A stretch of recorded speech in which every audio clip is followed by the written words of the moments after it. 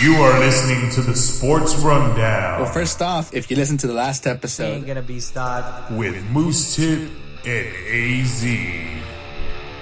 The show starts now. And we're live.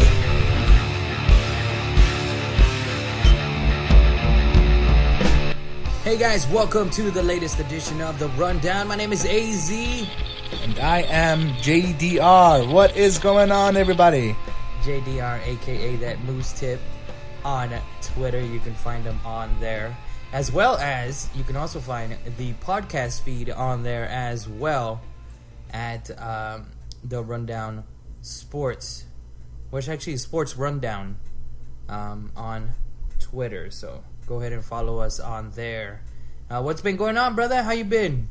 I've been a little somber. On the plus side, Santos won their latest game, so a little bit of pride from my hometown.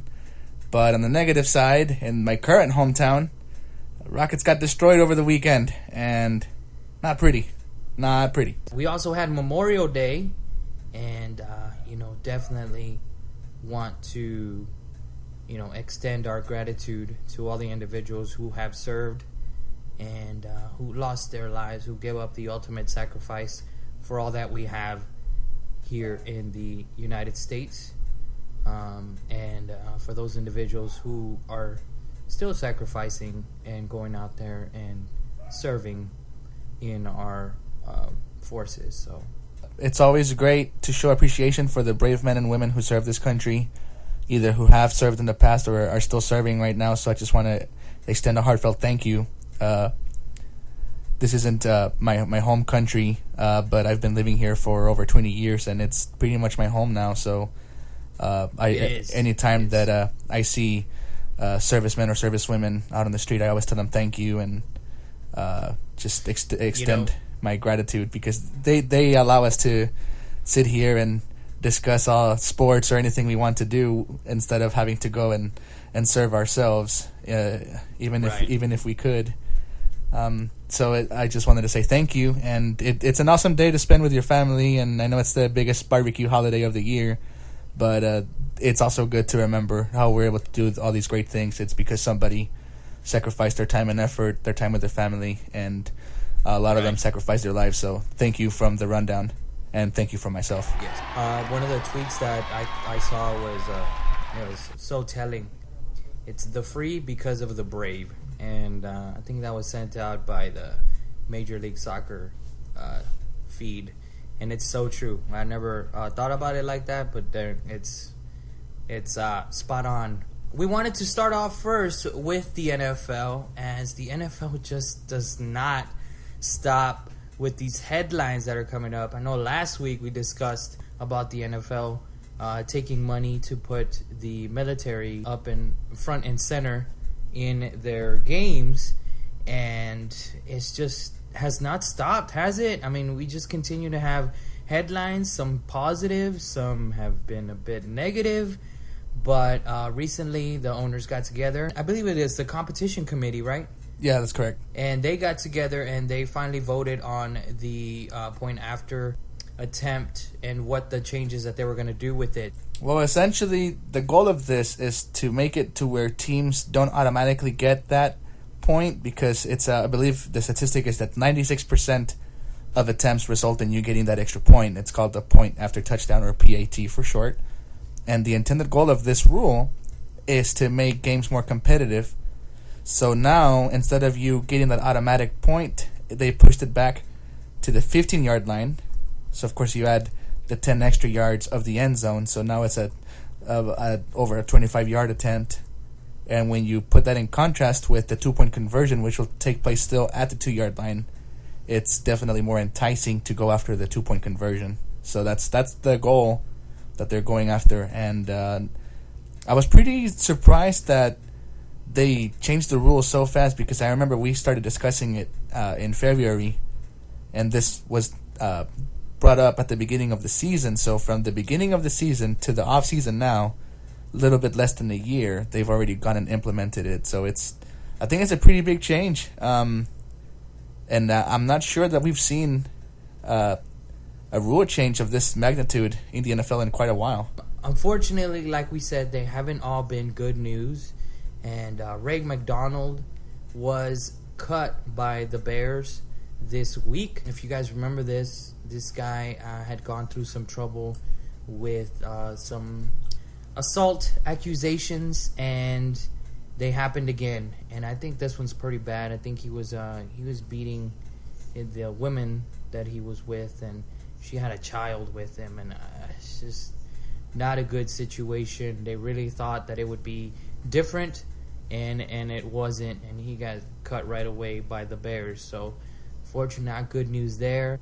Adrian Peterson said he's not coming back, and the Vikings are still saying, yeah, we expect you back. We got you a 3-year contract. So, we go back to, do you see him being a Viking at the beginning of the year? No, I don't. And we've been following this since we had that change from him showing up and having to have the conversation with members of the Vikings personnel and them having that big disagreement during the combine. So we've been following this since we got word that there was disagreement between them. So I'm not surprised that it's come to this. It's going to come down to who's going to have the longest stare, because it'll either be them relenting to having Adrian Peterson, because you're going to have a guy who, okay, if you're going to force him to stay there, he's just not going to play for you. So what's going to be like a cancer, you know? Right. So what's going to happen is you're going to bench him, and you're going to be paying him all this ton of money to a guy that's going to sit on your bench. It's been reported that the Cowboys might get him, that they're coming after him, and of course that'll be a nice way for the Vikings to turn nothing into something. You have a guy who's not going to play for you, who's probably going to be sitting on the bench at best, and you're going to be paying him anyway. Why not get somebody to buy out the contract? And Tony Romo did restructure his contract to kind of free up some more money. And then, all of a sudden that came out that said, well, they're probably trying to pursue Adrian Peterson. And, I mean, we talked about this before, and he wants to be a Cowboy. But I'll tell you something else that the Cowboys have been linked to, and that's the Ray Rice. They're thinking about bringing him on. The Cowboys do need a running back. I think they're going to try and have 4. I don't know if this, I've thought about it. I joked about it that Ray Rice might end up with the Cowboys. And they've taken some risk with some players, but I don't see it. I think if we were going to go after Ray Rice, it would have happened already. He would have been on. And I think Ray Rice needs to be somewhere else where he might actually have an opportunity to play. And I don't think that's going to happen in Dallas at this moment. And, unfortunately, if there hasn't been more push to get him, there's something that people are seeing that, the scouts are seeing that it's not good. Ray Rice, before he went out last year, did not have a good year the previous year. I mean, he was averaging very low yardage. It's not surprising that nobody's picked him up. I'm going to disagree with that, because if this guy was washed up and burnt out when this whole scandal broke, it wouldn't have been as big news as it had been. Right. I don't think it was just, here's an NFL player who did what he did and blah, blah, blah. It was Ray Rice from the Baltimore Ravens, who won the Super Bowl championship in 2012 or whatever year it was, did this or did that. That's the way it was sold. It wasn't just another NFL player gone bad. It was specifically Ray Rice. You're supposed to know who he is, and you're supposed to know what he does. I think right about now is when you're going to see teams make a push for him, because he just had been officially cleared of charges 2 weeks ago. He won his appeal with the NFL and won reinstatement, because initially he got a lifetime ban, which I didn't see that coming, particularly because in the court of law, whether you agree with it or not, there was no case against him to begin with. No. And I'm not defending what he did by any means, but in a legal matter, he found an end run around the law. And when you get into legal troubles and you hire an attorney, that's the dude's job, is to get you off the hook, so to speak. And so he did, any way that he could, which was whether I like it or not, whether anybody of us like it or not, it was within the law. It was legal what he did, so there weren't any charges. Officially, he's not been charged with anything, so there really shouldn't have been a need for him to be punished like this. Now, obviously, what he did is reprehensible, and they caught him on film doing it, and that's even worse. So I think that's going to be the sort of thing that we equate Ray Rice with from now on till the end of time. Just if I say O.J. Simpson to you, immediately you already think of the trial, or you think of the chase that interrupted the Rockets game with him being chased by cops all over L.A. and that Bronco. I mean, that's the first thing you think of. If I say Tiger Woods, you don't think biggest paid athlete in the world. You think of his wife beating him up with a golf club. You don't think anything about his game anymore. So I think that's the reason why you don't see a lot of teams going after him. I don't think it's because his production had decreased. It's at the end of the day, all these guys have a brand, and the minute your brand becomes something that you can't control, you're done. I mean, just look at Tiger Woods. Right. He's done. Yeah. The only way he could get himself back into the realm where he was before is by winning all these titles, that he's just not going to do it anymore. There's younger guys out there, there's hungrier guys out there that are going to take his spot, and that's where Ray Rice is at now. It's not. I don't think it's a question of whether or not he can deliver. It's the fact that I think we've talked about it on this program before, that running backs have a really short shelf life now. So his time is probably done as far as being the starter, the main running back. That time is done. But you're right. He can go to a team where he can be utilized. I think he will get picked up. And if I'm wrong, I've been plenty wrong before on this show, and I've admitted it. I think he'll get picked up by somebody. There's plenty of teams that don't really care what the negativity would be as far as signing this guy. At the end of the day, it's about winning games. If you win games, that's how you hush other critics. So I think he'll get picked up eventually. I hope so. I think we're all, in America, we're all about second chances, so we're always up for one of those, and hopefully he gets a chance for that to happen. There's rumors in the media, and I'm sure you... The liberal media? The liberal media. Ditto.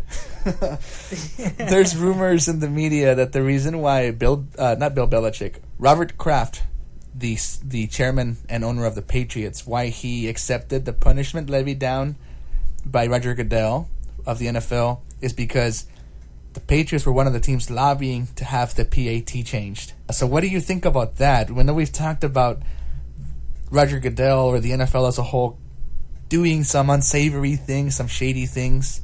What do you think about that? It did not look good when he was notably upset, and he did not want this to happen. He was very upset at the fact that the amount of games that Tom Brady was suspended, he felt that was too much. And I mean, the money for the team, okay, but then the draft pick was also quite a bit, and he was upset at all of that. And it was a rather quick turnaround to where he was like, you know what, I'm just gonna accept it. And I don't know, that's not the vibe that you were getting from the articles I read and all the coverage that was happening. Yeah, it completely left me scratching my head, because the awful thing about, and I really don't want to call it this, but most people know it by this name, Deflategate. The awful thing about it is that the weekend that it happened, the weekend that it broke, Roger Goodell was at Robert Kraft's house watching the game. They were hanging out the whole weekend. So it's become blatantly obvious that they're friends, that they're bros.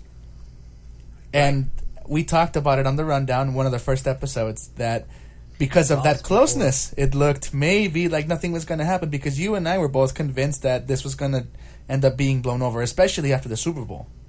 Nothing would... Especially after they won it. Right, so fast forwarding from that, and then we see that the penalty being levied out the way it did, I was like, okay, the bromance is over now. Robert Kraft looks mad. And I really thought that Roger Goodell just pretty much signed his own death knell, because Robert Kraft has been one of the guys that has supported Roger Goodell through everything, because there's been a big push to have him removed as the commissioner because of the Ray Rice situation, because of the Adrian Peterson situation, because of his inaction to the concussion issues and all the studies and everything. And we can go on and all the things that he's bungled.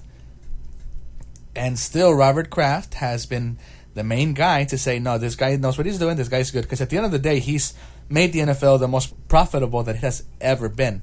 And I think these guys are all businessmen. Obviously, they own the teams, but as a collective, they are the NFL. So you can't argue with the fact that right now they're making the most money they've ever made. Even the teams that have bad seasons or bad TV turnouts, they're still getting a piece of the pie.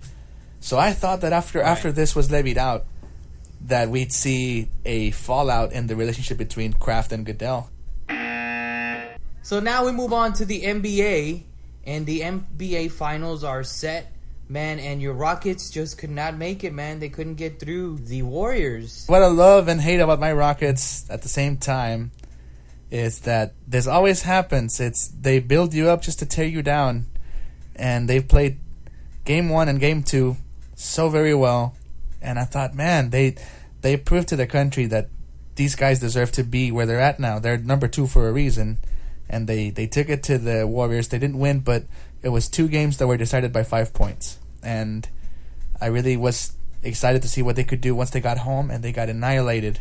I was so surprised to see that Game 2 was actually my favorite game that I saw, because you just had both players, both teams just going at each other, man. And one of them would hit a shot, the other one would come back and hit that same shot. It was just, they were just dueling back and forth, and everybody was in it, and everybody wanted to win that game. And you know, it went to the home team on the Warriors, but it could have gone to either side on that game, and you were just expecting that, or expecting that much more in Game 3, and you didn't get it. It was a big letdown. James Harden, to me, was the biggest one that I felt was what happened, because James Harden played MVP level first and second game, and then in Game 3, through the end of the third quarter, he was 3 of 14 shooting. It was tough to watch. I saw a poster on Facebook that had it was like a missing flyer, and it was of James Harden, and it said he's been missing since this date, which was the date of Game 3. We haven't seen him.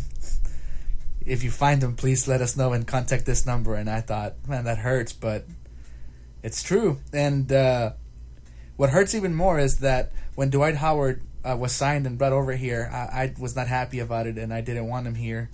And for the second year in a row, it's Dwight Howard that keeps his team afloat in the offseason, in the postseason. It's not James Harden. Dwight Howard has been playing like a beast. So he's got the reputation of not being hard enough, of being too soft, not being aggressive enough. But he's the one that's getting it done right now, not James Harden. And that's something I think that the Rockets have to look at coming up for the next season, and definitely for their playoffs. And I'm still going to keep saying it. I don't really care what you do in the regular season. If we get to the playoffs, that's where you need to turn it up. It doesn't matter to me that you came in second as MVP or that you scored. But see, that's the thing. Like, let's be realistic. People want to say he's the runner-up, came in second. It was not that close. You can't say it was runner-up when it was 100-5. Definitely. That's not a runner-up. To me, that is... No, you weren't even in the race. Right. Like, sorry. No way. But, I mean, that proves the case further. But my point is that I'd rather have a guy that turns it up where we need it the most, because to me the playoffs are more important than the regular season. Teams 2nd through 6th in the Western Conference had similar records, all of them. The only thing that separated them was initial points, who had this win over who and all that. Otherwise, everybody was all knotted up. Everybody had 56 wins. So it doesn't matter to me that you're runner-up MVP. It doesn't matter to me that you scored 40 points for the first time ever in your career. You're not doing it in the playoffs. And that's what matters to me as a Rockets fan. This is still a good season. It's the best season that we've had in 20 years. So I'm proud of my team, and I'm still going to be proud of them going forward. Yeah, but it's hard to watch. You should be optimistic. But it's hard to watch when I've been defending James Harden all season. We even talked about it, and I said, well, that I thought that he deserved the MVP more than Steph Curry, simply because he's doing more with less, because Steph Curry has other guys to back him up. But this proves my point wrong. That it doesn't matter how James Harden's playing in the regular season if in the playoffs he goes cold. And this is the third, fourth time in a row that he goes cold in the playoffs like this. I mean, it happened with him in Oklahoma, but we didn't notice because you had Durant and Westbrook. We noticed it last year when they should have beaten the Blazers. They had home court and they squandered it away. And again, Dwight Howard was the one that helped us out. Dwight Howard was the one that kept the team afloat. We're very hard on Howard. I mean, it's only right that whenever he does something right, we do have to give him props for that. So hopefully they're able to get some help for these guys. And like I said, Josh Smith to me is not the answer. You know, as I was following along with the different posts from the Rockets people, I guess they're reporters, and you know they were posting on there as well. They were saying, you know what, my favorite part of this game was when Josh Smith decided to let somebody else shoot. And that's the problem with that guy, man. He's very talented, and like I said last week, any given day he can take over a game, but when it's not going in, he does not get it. He does not understand that maybe it's time to set up somebody else. Your shot is not falling. Work with your team, man. And he does deserve blame for that, for sure. But I think that a lot of it also comes from the directions that Kevin McHale gives him. Kevin McHale has told him and Ariza and Brewer, if you have a good shot, you have a good look, take it. Because these guys, the thing about the Rockets, and I hope that this changes because it's not the most sound of strategies, they live and die by the three. Because when those threes go in, they blow out their opponents and they upset teams that they shouldn't beat, but they do. But when they go cold, they're Arctic. These guys are streaky shooters. When they're hot, they're hot. When they're cold, they're frozen. So that has to change. You know, man, I'm talking about Ariza, Trevor Ariza, and Jason Terry. You guys have guys who are proven they've won championships before. The Warriors have not had any of their players. They don't have any experience in the finals at all, in the NBA finals, or, I mean, let alone being champions. The last team to ever come in to the NBA finals with no experience in the finals was the Utah Jazz of 1997. And the last team to win it, now here's this stat, man. The last team that came in with no experience, none of their players have ever been to the finals and win it, was in 1991. So the Jazz went in there, but they lost thanks to Michael Jordan. And a lot of teams went in there and lost. But the last team to win it was actually the Bulls, and they had no experience. So we'll see what happens as they're set up to play LeBron, as we call him here now, James, and the Cavs in the finals. So we're going to get it. Are you still going to stick with the Warriors? You think they can do it? I can't possibly root for the Warriors. And not that I was rooting for them. I'd say. Hey, man, you said that they would. You thought they would. Right, so but you were right in that. But I never wanted to root for them. Steph Curry is a monster, so I got to give him props for that. Can't hate on a guy who's whooping on your team. I just can't. If you really love sports and you really do like the dance of it, you can't hate on a guy just because he's whooping on your team. So I have to give him props. This is definitely his year, but I'm gonna have to go ahead and root for LeBron because he's hungry, and I just. Are you serious? I he's hungry for what? Hungry for what? A Snickers to get rid of his cramps? What's going on? What is this? You know what? That's another thing too. Oh gosh, I don't like guys that just complain all the time. How could you do that? How is this? What's going I don't want to see Steph Curry I'm about win. to take off my headphones and throw them. I can't believe I don't want to see Steph Curry win, dude. After what he's done to my team, I just can't. I've never uttered. But you want to see? I mean, tell us what he was doing. What was LeBron doing in Game 3 against the Hawks? What was he doing? He was whooping them bad. His antics. Well, Game 3 and Game 4, he's been complaining about injuries, and he did it at a press conference. And TNT is just as bad as ESPN. Boy, they love to cover up for their guys. They said that he let it slip. He does not let it slip. He was being interviewed on what things he's had to overcome this season, and he said, "Oh well, I tweaked my back playing against the Bulls, and now I've got wrist issues, I've got leg issues, I've got ankle issues." So he started outlining what all he had. And in the last game that we saw him play, he took himself out of the game. He was complaining about his legs, and as soon as he got out of the game, he said he wanted to walk it off. So then he came back into the game and was still limping around and complaining about this. But he looked just fine when he shot that 3 that pretty much sealed the fate for the Hawks. He looked just dandy. And they interviewed him after the game, and they asked him, "What injuries are you dealing with?" And he said, "Well, we can play doctor right now. You name it, I got it." Dude. Was that a woman who asked Yes. him that? How is that not sexist? You know what? I didn't even think of it like that. You're right. How is that not sexist? You're right. Anybody else says that. I mean, we had Chris Paul getting in trouble for saying something like that about a woman. How's that You're not right. sexist? And ESPN has said nothing. TNT said nothing. And Chris Paul sure did take a lot of heat for it. And I don't think what he said at the time was sexist. I took it as he's giving her the credit. He said the referee. He didn't say her. He never used the noun her.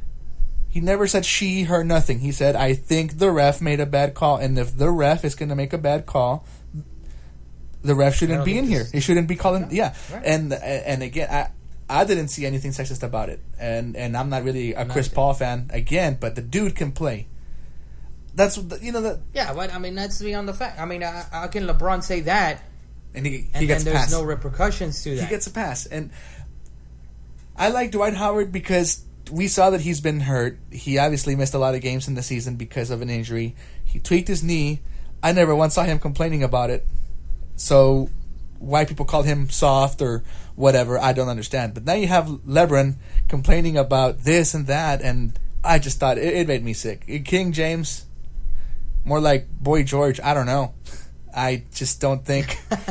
I don't think you should do that, especially when you're the guy who's constantly being compared to Michael Jordan, to Kobe Bryant, the best of all time. Don't complain about it. Michael Jordan won a championship with a fever. Don't complain about injuries. But that's how it's going to be lined up in the NBA Finals between LeBron James and his Cavaliers versus the Warriors and Steph Curry. I think this is going to look like a classic street ball matchup. You're gonna have to have LeBron James guarding Steph Curry. There's no other way. Who else is going to do it? But can Steph guard LeBron? I don't know. They might have to put this guy Green on LeBron. They might. That's their best defender. The Warriors' best defender. So. No, yeah, you're right. Steph won't be able to, size wise. He doesn't have it. Yeah. But LeBron. Hey man, size wise, it's not much for that boy, man. Let me tell you something.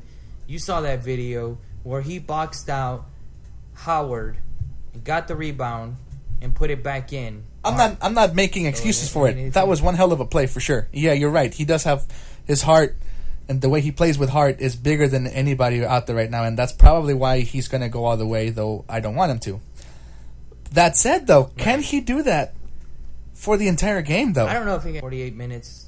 We shall see what happens with that. We'll definitely keep you guys informed with the finals. Hey man, in the Mexican Soccer League, we have our finalist, and Chivas got taken out by your boy Santos, 3-0 in the second leg. That was an awesome game, man. They just took it to them, weren't afraid to go into Guadalajara and play their game, and then pick their spots, get the opportunities that were presented to them, and score 3 goals, and just completely embarrassed Chivas. Could have been 4 in their own stadium.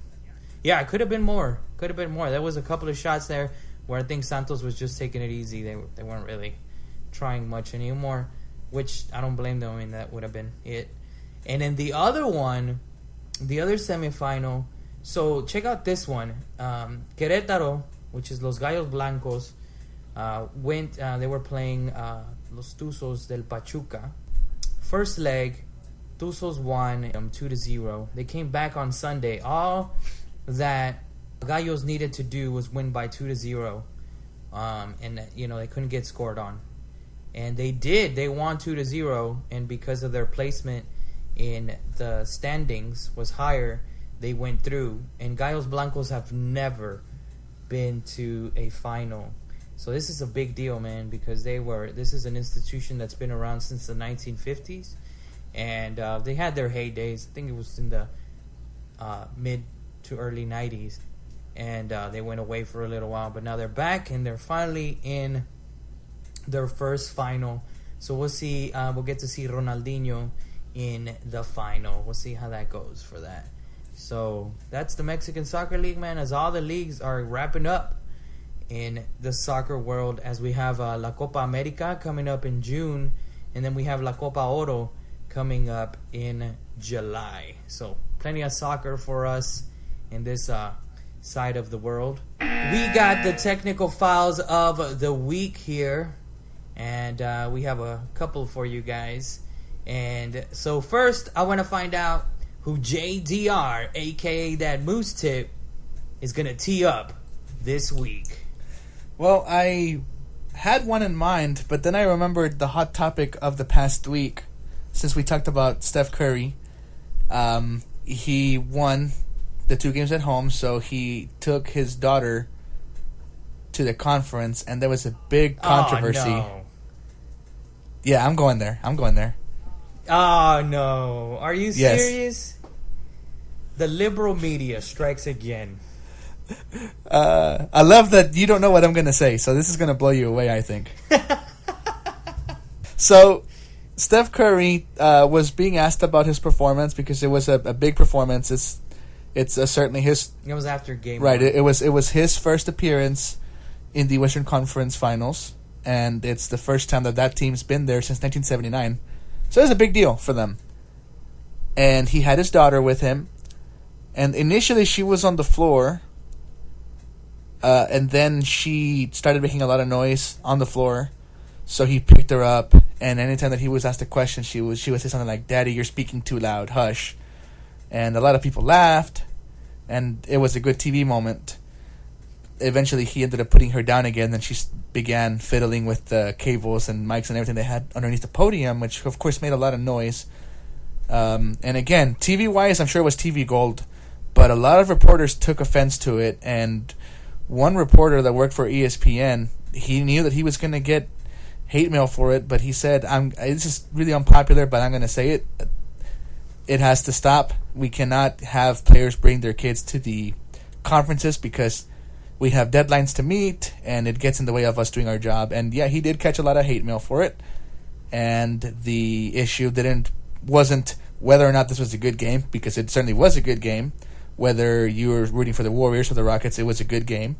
It became whether or not Steph Curry should have his daughter out. And so this is my piece on it. I give my technical to the media for even discussing it,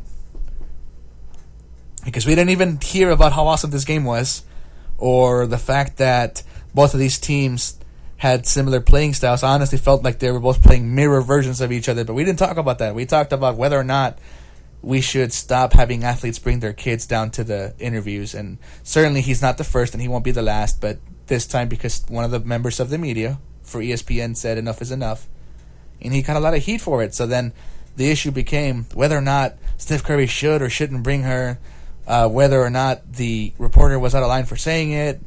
So my whole deal is this, and this is really funny because I'm a parent, but we never hear this being addressed in a situation. But being a parent is a lifestyle that you choose, whether you got married or whether it was an unplanned, whatever the case is. It's a lifestyle that you chose for yourself, and you should enforce it on somebody who's not a parent. Just like in the same way that if you're single and you're still partying it up after 30, you should enforce it on your friends who are already happily married and settled down. But we don't ever hear anybody criticize parents because in this society we can't do it. So in that sense, Steph Curry, no, don't bring your child to this conference because it makes it seem like you're not taking it serious. You just achieved something very important, very great, not only for yourself, but for your franchise, for your team, for your family. But it does make it look like you don't take it serious when you bring your kid and she's distracting not only you, but people doing their jobs who depend on you doing your job. So in that sense, yeah, I don't think it's right, but I also don't think it's right that that reporter was completely blasted and lampooned for speaking his mind.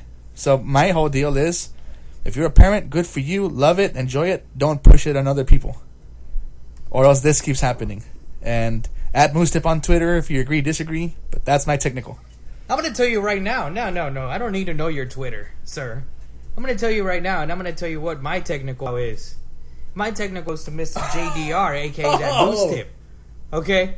My technical goes to you, sir, for thinking that Riley Curry was not the best thing ever, and you have to align yourself with these individuals that are hating on that. So I don't understand that.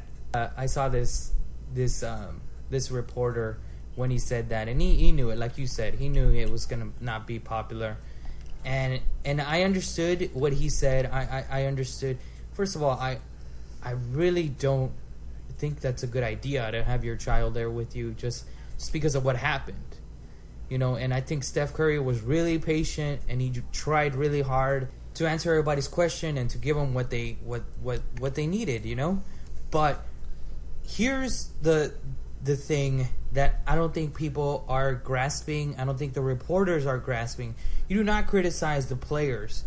The players are probably taking this from their the PR team from that particular team. It's the head PR of the Warriors. That individual is telling him, take your daughter on there. That if you go to the Bulls, Derrick Rose had his son up there. Derrick Rose was told by someone in the Bulls, their PR team said, take your son. And one of the things that the reporter said that I thought was right, he mentioned that Tim Duncan took his children up there whenever they won the championship last year. That's fine, and that should happen. But, you know, and even I was like, well, what's going on? They're bringing them up every single time they win here in the playoffs. And here's where I understood this, what he was talking about. When a losing team, one of their players takes their son up there, and, you know, that was kind of seen as a celebration kind of moment. But whenever it's a losing team and that player that they're talking to, and he brings up his son or his daughter, yeah, then that's kind of taking it overboard. It's gone overboard. But do not, let's be realistic here, and do not blame these players because they have no control over what's going on there. Because think about it. You're a parent. And whoever's a parent, if I'm a parent, I'm not taking my son or daughter up there if I'm not told, because this is business. This is my business. And I by no means am I taking my son or daughter and putting them through that without getting told to do so. That's where I have the issue, where people want to criticize these players when it's actually a PR move. My whole thing on it is this. There's a time and a place for everything. If Steph Curry worked at a power plant, I doubt he'd take his daughter. This is a job. It's his passion. It's what he lives for. It's a job at the end of the day. As much as I love my son and I love taking him with me wherever I go, I will not take him when I play at a bar because it's literally no place for a child. Right. Right. And that no matter how awesome I can play, and I'm anxious for him to see me play, I can't do that. So my thing is, bring up your children when you win the championship, not to a conference. Yeah. And also, parents shouldn't be above reproach. And I think as a society, single people get the shaft a lot. Single people can't criticize parents because now you hate children. No. And like I said, and nobody will put it this way, but I am a firm believer. Me being a parent, it's a decision I made, a decision I chose. It's a lifestyle I'm choosing, and I have no right to push my lifestyle on you. But I'm still giving you my technical foul of the week. Could have. You still got lit up. You could have given Lebron the technical for his whining, but whatever. I'll take it. He just had it coming whenever you started supporting Lebron. So anyway, that's the technical fouls of the week. That's the show for the week. We'll be back with you guys next week. Join us on Twitter and Facebook. Hit that follow button there on both.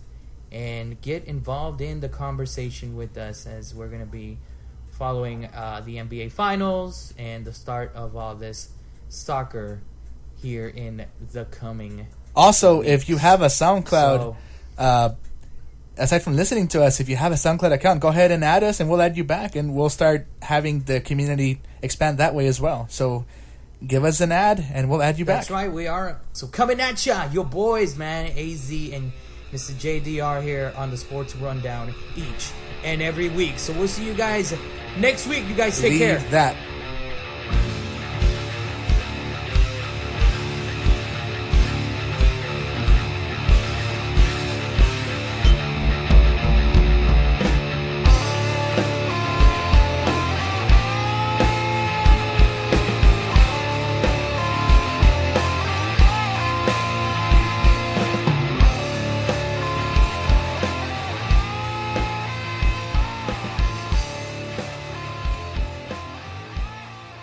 Can't believe you teed me up, son.